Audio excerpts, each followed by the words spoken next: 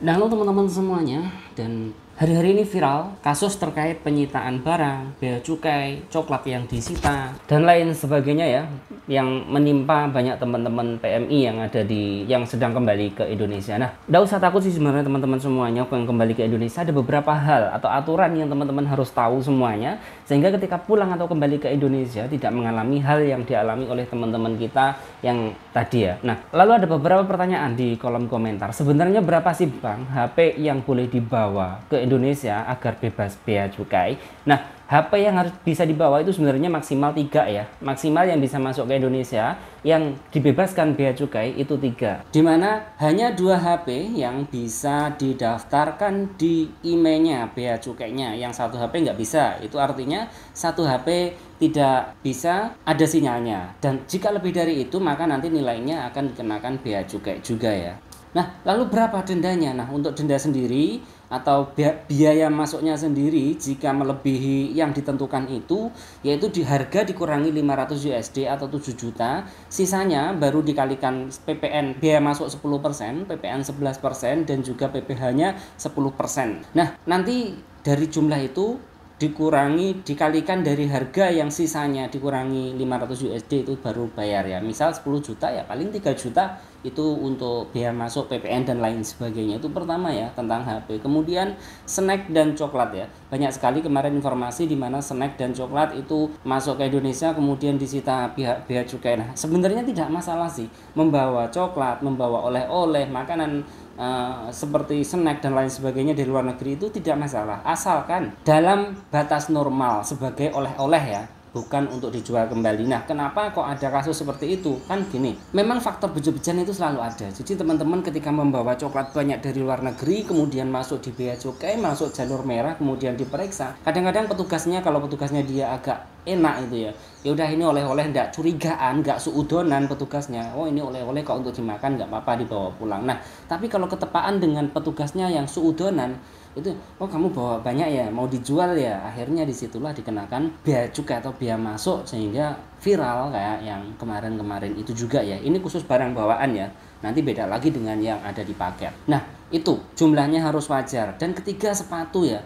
Nah, untuk sepatu sendiri itu jatahnya sebenarnya sama, 3 buah atau 3 biji. Kalau melebihi dari itu dan dianggap tidak wajar oleh petugas, sekali lagi ya, beda petugas, beda keputusan itu yang ada. Jadi kalau tidak wajar nanti akan dikenakan pajak juga ya.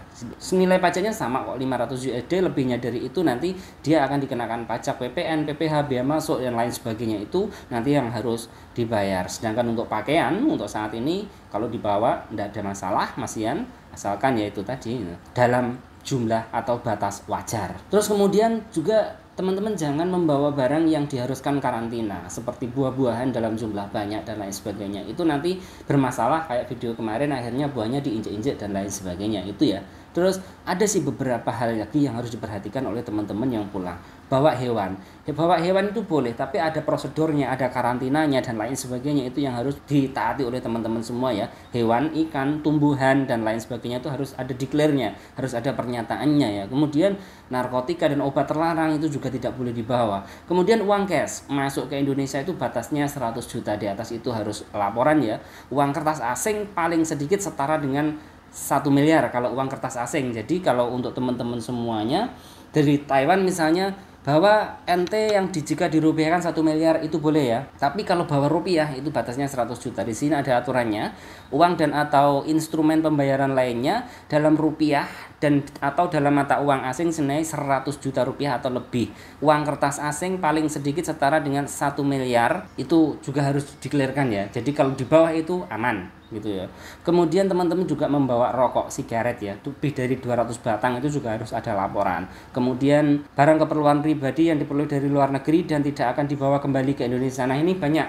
Jadi teman-teman yang dari Indonesia ke luar negeri membawa HP yang mahal, kemudian dari luar negeri kembali ke Indonesia, kemudian kena bea cukai. Kenapa kok ada yang kena seperti itu? Karena dia tidak mengisi itu ya kan, itu harus diisi, ECD-nya itu harus diisi ya, Electronic Custom Declaration-nya itu, sehingga oh ini barang saya dari Indonesia, ini tak bawa ke luar negeri, tak bawa masuk lagi, itu aman gitu ya. Ataupun barang elektronik lainnya itu ya. Terus membawa laptop, membawa kamera dan lain sebagainya itu aman, asalkan ya itu barangnya kita, yaitu barang yang kita pakai ya. Jadi udah terpakai, udah kita bawa selayaknya barang dipakai harian lah. Beda lagi halnya kalau bungkusnya masih rapi, masih ini, kemudian dibawa ke Indonesia dengan tujuan mau diperjualbelikan. Nah, disinilah yang bermasalah sebenarnya. Jadi banyak oknum yang membawa kamera dari luar negeri ke Indonesia, itu banyak yang dititipkan, kemudian bayar sekian, di Indonesia dijual lagi.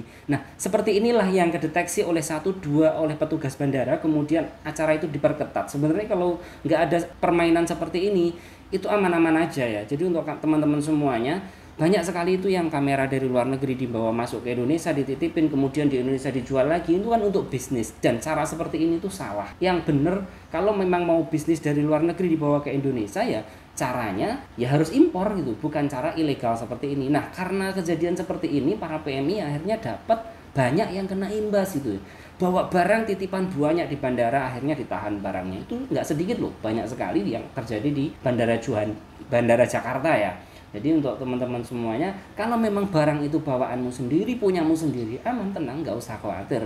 Tapi kalau barang itu jumlahnya melebihi kewajaran, dan atau apalagi titipan dan lain sebagainya, ya siap-siap aja. Sekarang memang petugasnya lagi ketat, peraturannya juga lagi ketat gitu ya. Karena semua itu terjadi ya mungkin karena kita sendiri ya, banyak oknum-oknum yang memanfaatkan kita sebagai tempat penitipan barang yang tidak resmi itu tadi, dan akhirnya terjadilah hal seperti itu. Nah, kemudian untuk paketan, kalau untuk paketan kita kemarin udah kita bahas ya.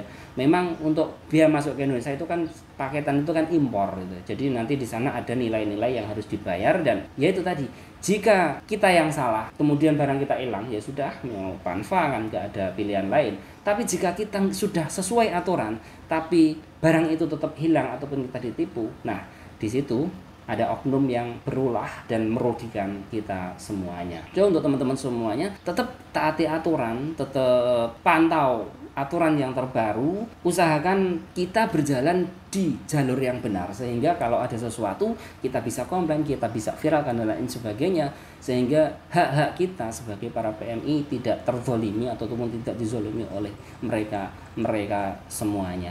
Nah, semoga ke depan harapan kita barang-barang kiriman PMI, khusus barang-barang kiriman PMI, juga bawaan PMI dibebaskan dari bea cukai, bea masuk, pajak dan lain sebagainya. Itu harapan kita. Jadi pajak itu yang harus dicari, yang harus dikejar adalah mereka orang-orang kaya, bukan orang-orang seperti kita yang sedang berjuang menuju kesuksesan. Kita jangan dicekik dengan biaya masuk dan biaya pajak. Itu harapan kita. Semoga BPTMI dan juga Kemenaker dan lain sebagainya mendengar keluhan para PMI yang di luar negeri, sehingga nasib kita diperhatikan.